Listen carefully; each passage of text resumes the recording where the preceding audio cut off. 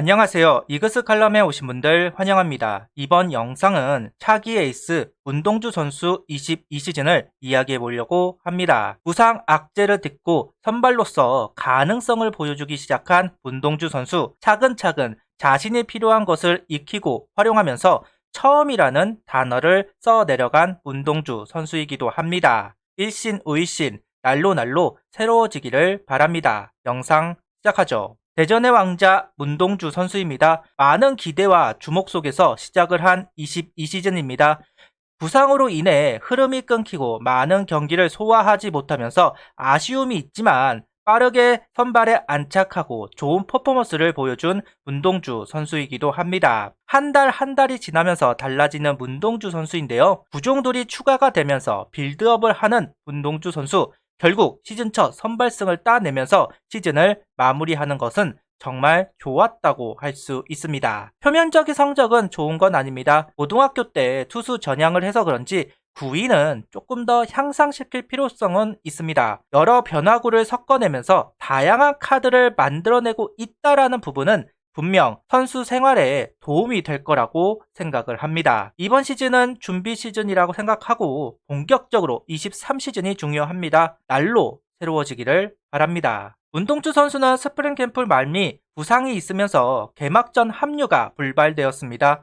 한 달이 지나고 5월 10일 1군에 콜업이 되는데요. 첫 등판 경기 4실점을 하면서 어렵게 시작을 했습니다. 그래도 빠르게 추스르고 5경기 무실점을 기록하게 되었고 5월 18일 삼성을 상대로 홀드를 기록하게 됩니다. 5월 26일부터는 2이닝씩 소화를 하면서 빌드업을 하였고 6월 9일 3이닝 투구로 빌드업 하려고 했지만 또다시 부상이 있으면서 퓨처스로 내려가게 되었습니다. 그렇게 퓨처스에서 선발 수업을 착실하게 받은 문동주 선수는 9월 21일 롯데를 상대로 5이닝 투구를 하였습니다. 그리고 SSG를 상대로 첫 선발승을 기록하기도 하는 문동주 선수입니다. 마지막 경기에 선발승을 따냈습니다. 선발승을 따내고 시즌을 마무리하는 것과 못하고 마무리하는 것은 자신감에서 좀 차이가 있을 수 있는데요. 그런 점에서 선물을 받고 시즌을 마무리하게 되네요. 문동주 선수는 첫 홀드와 첫 승,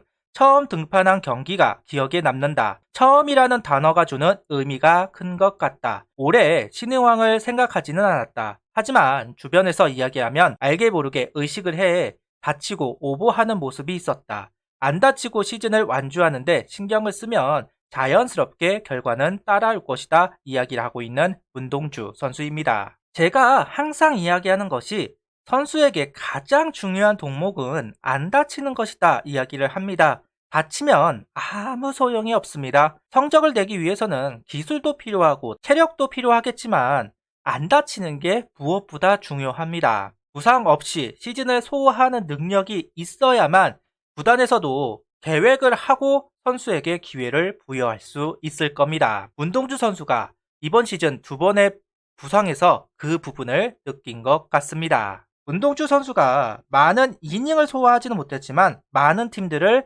겪어봤습니다. KT, 기아를 제외하고는 전부 다 상대를 해보았는데요. 비교적 두산을 상대로 고전을 하는 문동주 선수입니다. LG를 상대로는 서력전을 한번 했습니다. 그러다 보니까 큰 걱정은 안 해도 될 것 같은데요.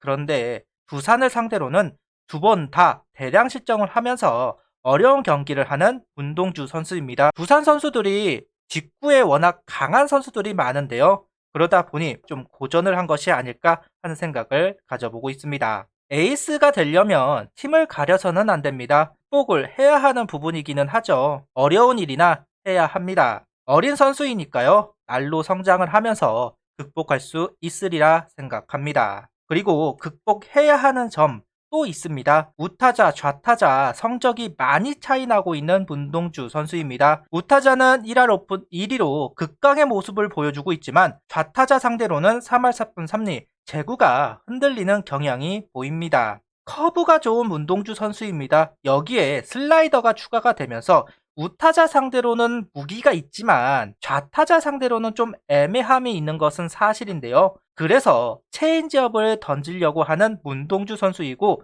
효과를 보기는 했습니다. 그래도 완벽하게 좌타자를 극복했다고 할 수는 없는데요. 이번 스프링 캠프에서 이 부분을 고민할 필요성이 있을 것 같습니다. 결국 답은 좌타자 몸쪽을 어떻게 공략을 하느냐가 될 겁니다. 김민우 선수가 결국 좌타자를 극복했던 방법은 몸쪽 직구였습니다. 문동주 선수도 이 부분을 잘 생각을 할 필요성이 있을 것 같네요. 그래도 정말 빠르게 성장을 해주고 있는 것입니다. 첫 등판 때 속구를 던지다가 호되게 당한 문동주 선수입니다. 예전에 김선우 해설위원, 봉중근 해설위원이 미국에서 KBO로 왔을 때 속구 위주로 던지다가 많이 당했습니다. 내 공이 통하지 않는다고 생각을 했는지 화도 많이 냈었다는 이야기를 한 적이 있는데요. 그러다가 변화구 비율을 높이면서 적응을 해 나갔다고 합니다. 문동주 선수도 마찬가지입니다. 첫 등판 때는 속구를 계속해서 투구하다가 얻어 맞았던 문동주 선수입니다. 그러면서 당황스러웠다라고 이야기를 하는데요. 결국 문동주 선수는 커맨드와 제구가 필요하다는 생각을 했다고 다시 이야기하고 있습니다.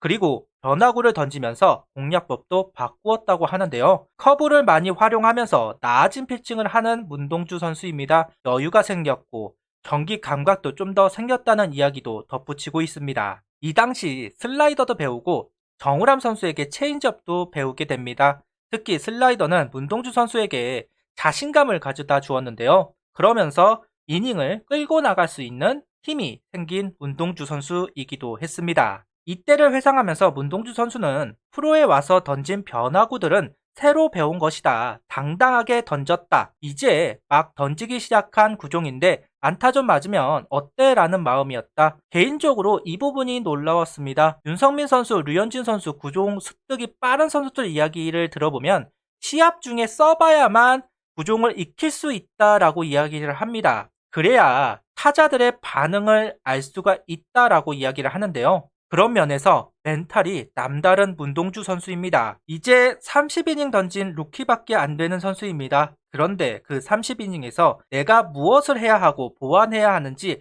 빠르게 인지하고 행동으로 옮기는 문동주 선수를 보면서 이런 선수가 성공하는구나 라는 생각을 해보고 있는데요. 23시즌 부담을 느끼지 말고 하고 싶은 대로 야구를 했으면 좋겠습니다. 지금 시대는 과거와 달리 리그를 평정하는 루키가 나오지는 않습니다. 과정을 거쳐야 하고 그 과정을 최대한 줄이는 데 고민을 해야 하는 시점인데요.